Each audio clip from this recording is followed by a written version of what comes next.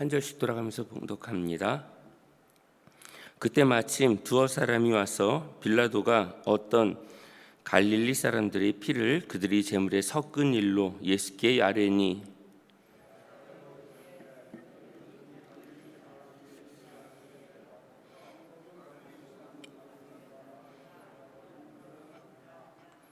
너희에게 이르노니 아니라 너희도 만일 회개하지 아니하면 다 이와 같이 망하리라.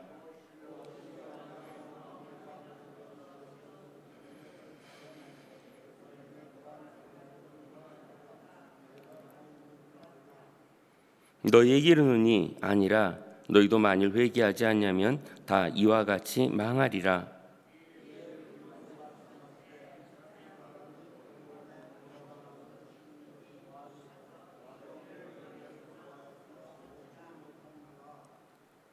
포도원지기에게 이르되 내가 3년을 와서 이 무화과 나무에서 열매를 구하되 얻지 못하니 찍어버리라. 어찌 땅만 버리게 하겠느냐.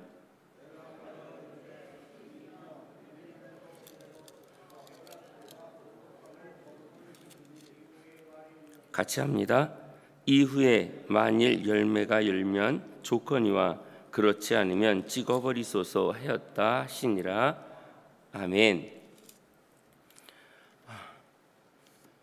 제가 어제 허리가 좀 아파서 밤새 좀 뒤척이다가 겨우 잠을 자다가 하다 보니까 제가 조금 일어나는데 좀 문제가 생겼습니다. 늦은 점 죄송합니다. 우리 성도님들은 어떤 성향을 가지고 계신가요? 옳고 그름에 칼같이 반응하시는 분인가요? 아니면 좋은 게 좋은 거고 뭐 이렇게 그냥 넘어가지 하면서 너그럽게 어떤 일들을 처리하는 그런 성향을 갖고 계신가요? 우리 1절에 어떤 사람이 예수님께 찾아와 빌라도가 제사를 드리던 갈릴리 사람들을 죽이고 그 사람들의 피를 그들이 드리던 제사에 막 번복을 해가지고 엉망진창을 만들었던 그 사건에 대해서 지금 말씀을 드리고 있습니다. 그때 예수님께서 말씀하십니다. 이 갈릴리에서 죽었던 이 사람들보다 또 그 지역에 살고 있는 죽임을 당하지 않은 갈릴리 사람들은 그 죽임을 당한 사람들보다 더 의의가 있거나 더 낫다고 생각하느냐? 그렇지 않다. 죄가 많아서 지금 빌라도에게 죽은 것이 아니다라고 하는 것을 분명히 말씀하고 있습니다. 너희도 이와 같이 회개하지 않으면 그들처럼 너희들도 망할 것이다. 그러니까 어떤 안 좋은 일들이 벌어지면 그들의 죄가 있어서 그 죄로 인해서 대가를 받은 거다라고 생각하지만 그 어려움을 당하지 않은 사람들은 그럼 이들보다 낫느냐? 결코 그렇지 않다라는 거죠. 그러니까 살아가면서 어떤 집안에 큰 일이 벌어지는 집안을 보면 나는 낫기 때문에 내가 그런 일들이 일어나지 않은 거라고 착각하지 말아라라는 걸 지금 경고의 메시지로 우리에게 주고 계십니다. 그러면서 실로암 망대가 무너져서 치어져 죽은 18명 이야기를 하십니다. 그러니까 이런 이야기를 할 때는 야 실로암 망대에서 18명 죽은 거 알지? 아마 이거는 최근에 일어났었던 어떤 일인 것 같아요. 왜냐하면 누구나 다 아는 이야기를 예수님이 꺼내지 한 50년 전에 아니면 70년 전에 있었던 그 이야기를 이렇게 자연스럽게 꺼내진 않죠. 우리가 성경에 나와 있는 많은 인물들 누구의 아들 그러면 그 당시에 누구 이야기하면 다 알만하니까 거기다가 성경은 아미떼의 아들 이렇게 얘기하면서 요나를 설명하거나 하는 것처럼 야 실로암 망대에서 18명 죽은 사건 최근에 일어났던 어떤 일이었던 것 같아요. 그거를 자연스럽게 설명을 하는데 그 사람들이 너희들보다 죄가 많아서 죽은 게 아니다라는 걸 다시금 설명하고 있어요. 갈릴리에서 있었던 그 죽음의 사건과 실로암 망대가 무너져서 죽은 사람들 결코 너희 의의가 있어서 너희는 죽음을 당하지 않은 게 아니라 너희가 회개하지 않으면 너희에게도 이런 일들은 분명히 일어날 수 있다라는 걸 말씀하고 있습니다. 우리 이스라엘 모두가 이스라엘뿐만 아니라 지금 예수님은 이스라엘 백성들을 향해서 유대인들을 향해서 말씀을 하지만 오늘날 우리에게 또 적용이 되는 거죠. 우리 모두가 다 심판의 대상이다. 그 누구도 예외는 없다라는 거죠. 나는 교회를 나왔으니까, 나는 그래도 11조를 했으니까, 나는 교회에서 많은 봉사를 하고 있으니까 나는 예외겠지라고 하지만 내 신앙의 교만함이 죄를 더욱 키워나간다 그러면 나도 멸망의 대상에서 제외될 수는 없다라는 메시지를 지금 예수님께서 하고 계십니다. 심판을 면할 유일한 길은 회개뿐이다 라는 걸 강조하고 계시는 부분이 오늘 여기 읽었던 말씀의 부분입니다. 원래 본문을 1절부터 21절까지 다 해야 되는데 지금 읽는 부분만 지금 9절까지 제가 봉독한 것입니다. 근데 여기 보면 5절까지 이렇게 하고 나서 갑자기 6절에 또 포도원 비유가 나오는데 거기에 열매를 맺지 못했던 건 포도가 아니라 무화과 나무인 거예요. 예, 그 주인이 포도원 지기에게 이야기를 하는데 열매를 얻지 못하고 있었던 나무가 있는데 그 나무는 지금 포도원을 관리하고 있는 그 사람에게 주인이 야 저기 있는 나무 있는데 저거 나무를 열매가 열리지 않고 있으니까 저 나무를 베어버려라. 근데 베어버리는 나무는 무화과 나무였던 거예요. 3년을 기다렸대요. 주인이 좀 열리지 않을까 하면서 기다렸는데 앞만 봐도 잎은 푸르게 이렇게 열리는데 그 정도가 되면 열매가 열려야 되는데 안 되니까 저거 베어버려라. 포도원에 어울리지 않는 나무였는데 나는 용서하지 않겠다 이런 마음인 거예요. 그랬더니 그 이야기를 들었던 포도원 지기가 1년만 좀 더 기다려달라고, 내가 땅을 파서 거름을 주고 더 신경을 써서 한번 해볼 테니까 한 번만 더 기회를 달라고 그 포도원 지기가 1년만을 더 기다려달라고 요청을 합니다. 나도 보기 싫었는데 이번 참에 그냥 없애버리죠 라고 하면서 이렇게 하지 않고, 포도원 지기는 포도원만 관리하면 될 텐데 지금 자기와 관계없는 무화과 나무가 걸리적거렸고 여기에 열매가 열리거나 안 열리거나 포도원 지기는 그닥 중요하지 않았던 건데도 불구하고 포도원 지기는 1년만 더 기다려달라고, 저 무화과 나무에게 내가 1년간 더 정성을 쏟아보겠다고 그런 이야기를 합니다. 중재에 나선 거죠. 그리스도인이라면 나는 어떤 성향을 가지고 있느냐? 그래, 나무의 역할을 제대로 못했으니까 저건 그냥 장작으로밖에 쓸 수 없다. 그래서 내가 딱 비워버리는 일에 앞장서는 자인지, 아니면 나의 성향은 아니라고 한 번만 더 기다려달라고.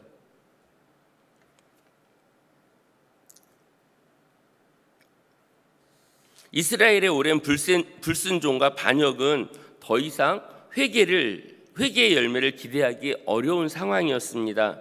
당장 심판에도 이상하지 않을 만큼 하나님을 우습게 여기고 자기들 살고 싶은 대로 살고 하나님이 원하셨던 그 사랑과는 전혀 관계없이 율법에만 매여 있고 그러면서 자기들은 의롭다고 이야기하는 뻔뻔한 그런 삶의 모습을 보셨을 때 여기에다가 하나님께서 다시 불을 내려도 큰 문제가 없을 만큼 죄악이 관영했던 그때에 1년만 기다려달라고 했던 포도원 지기의 그런 마음이 우리에게도 있느냐는 거죠.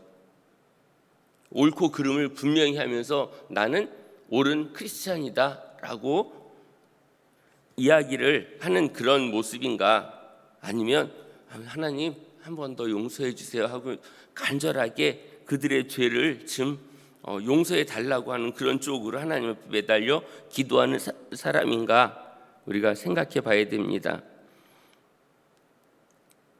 얼마 전 젊은 연기자 한 명이 목숨을 끊은 일이 있었습니다. 혹시 뉴스를 통해서 알고 계시는지는 잘 모르겠는데 저도 뉴스 할 때만 잠깐 보니까 정확한 내용은 잘 모르는데 그 연예인이 음주 사건으로 인해 가지고 출연을 거의 못 하고 있었던 때에 알바를 하고 그렇게 살아가는데 큰 빚이 있었던 것 같아요. 해결을 하지 못해서 감당이 안 되니까 결국 목숨을 끊은 그런 일들이 있었습니다.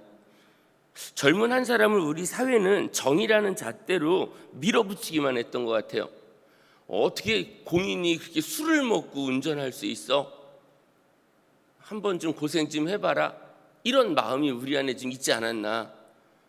저는 아저씨라는 그 영화에 나왔던 것만 제가 봤던 기억이 있어서 다른 건 모르겠는데, 어른들도 그렇고 한 번 더 기회를 줬으면, 근데 너무 차가워요. 우리가 할 일을 다 했다라고 하지만 한 생명은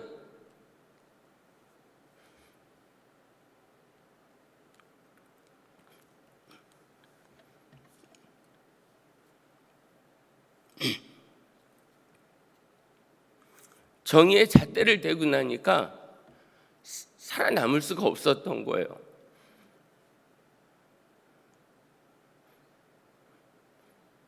실수는 누구나 할 수 있는데 남에게는 잣대가 너무 강해.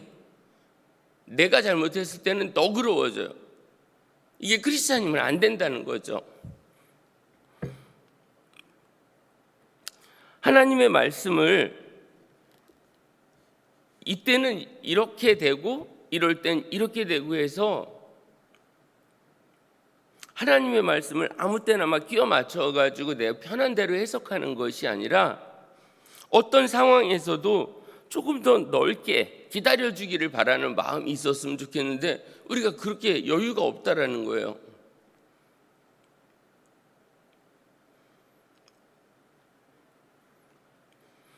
(1년만) 더 기다려달라는 포도원지기의 마음이 우리의 마음이길 원합니다. 세상 사람들은 다 잣대를 대려고 할 때에도 우리는 한 번 더 기도하는 우리의 모습이 있기를 원합니다.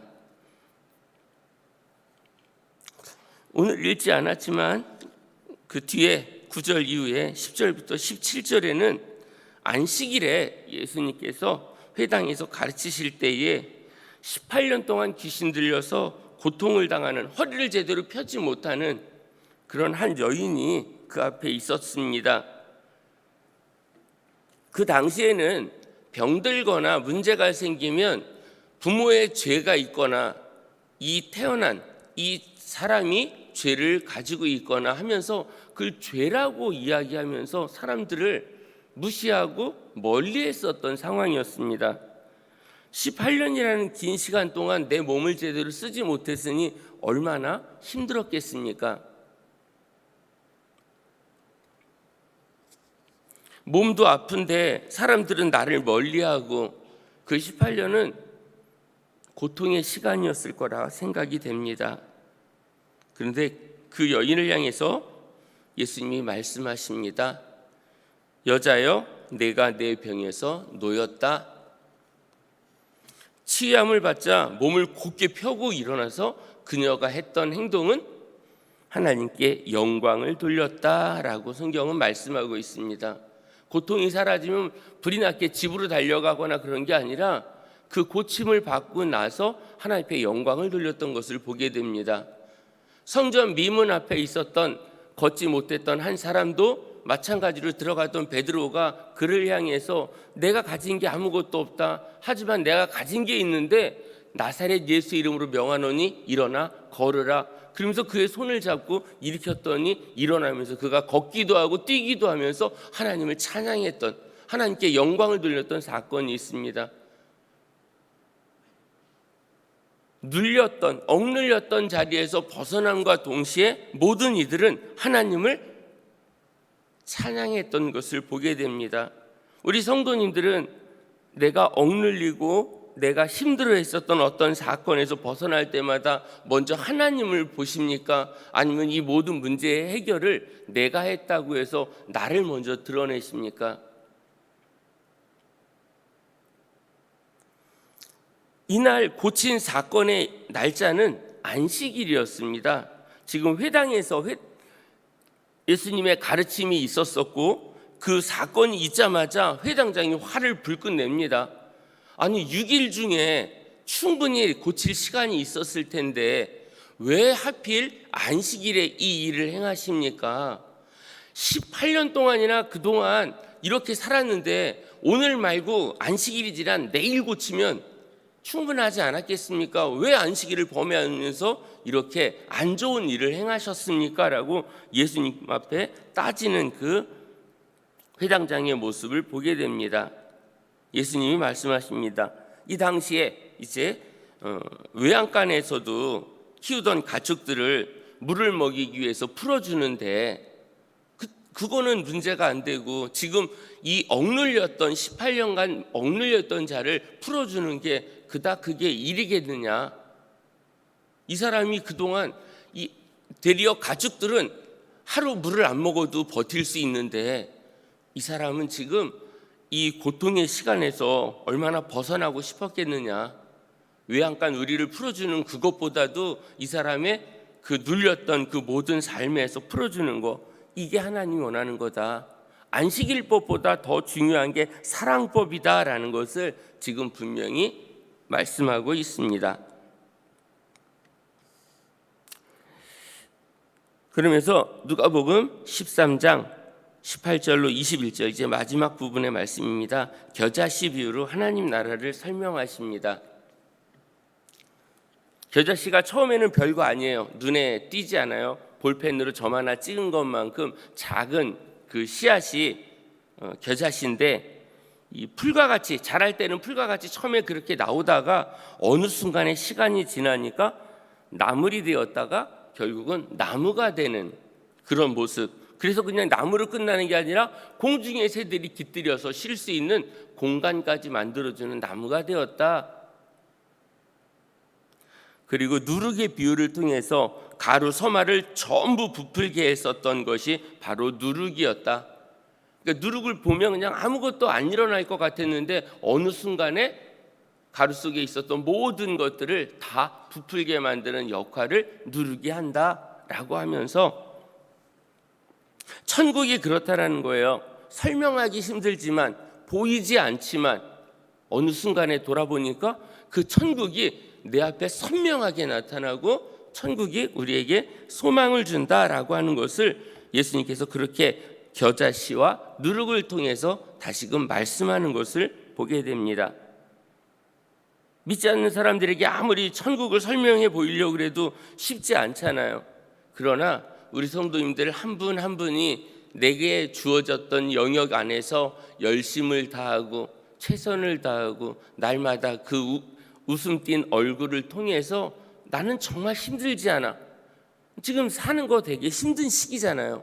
그럼에도 불구하고 나는 힘들지 않다라고 이야기를 하면서 그렇게 지내는 걸 보면 저 사람에게 뭔가 있다. 저 사람이 믿는 신이 정말 믿을 만한 신인 것 같다. 저 상황에서 어떻게 웃을 수 있지? 저 상황에서 어떻게 나눌 수 있지? 어떻게 저 상황에서 남을 섬길 수 있지? 이런 이야기를 사람들이 입에서 입으로 전해지는 가운데 보이지 않았던 겨자씨와 같던 나의 삶의 모습이 어느 순간 나무를 일구고 내 곁에는 수없이 많은 사람들이 예수님을 알기 위해서 모여들기 시작한다는 거죠. 우리 성도님들의 삶이 겨자씨와 같은 삶, 그래서 내가 뭘 하겠어 라고 하지 마시고요. 여러분들의 우리 성도님들의 그런 삶이 엄청난 일들을 일으킬 거를 기대하면서 오늘 주어진 그 자리에서 최선을 다하기를 바랍니다. 그러나 요 말씀 앞서서 있었던 것처럼 망대가 무너져서 죽은 사람이나 빌라도에 의해서 죽었던 사람들이나 그 죽은 사람들은 죄가 더 많아서 죽은 게 아니라는 걸 분명히 이야기하면서 우리에게 회개가 와야 된다, 회개가 있어야 된다라는 걸 우리에게 다시 한번 말씀하고 있습니다. 오늘 신음하는 백성들의 소리에 가장 귀 기울이고 들으시는 분이 하나님이시라는 걸 오늘 우리가 깨닫기를 바라고요. 오늘도 우리를 죄의 올무에서 풀어주시고자 하시는 분이 우리 주님인 것을 기억하시기 바랍니다. 그리스도인이라면 영혼 구원을 위해 목숨도 내놓을 결단을 하는 그런 마음을 가져야 합니다. 잘못된 것을 찾아내는 일에 우리가 앞장서는 게 아니라 그 아픔을 싸매어주고 고쳐주고 거기에 기름을 발랐던 그 예수님의 그 행했던 그런 모습들처럼 우리에게 그렇게 예수님의 마음이 남아있길 원하고 어떤 모습을 볼 때 치근한 마음을 가지고 이웃에게 다가서면서 이웃을 향해 달려갈 준비가 되어 있는 우리 동선의 모든 가족들이 되시기를 주님 이름으로 간절히 축원합니다. 같이 기도하겠습니다.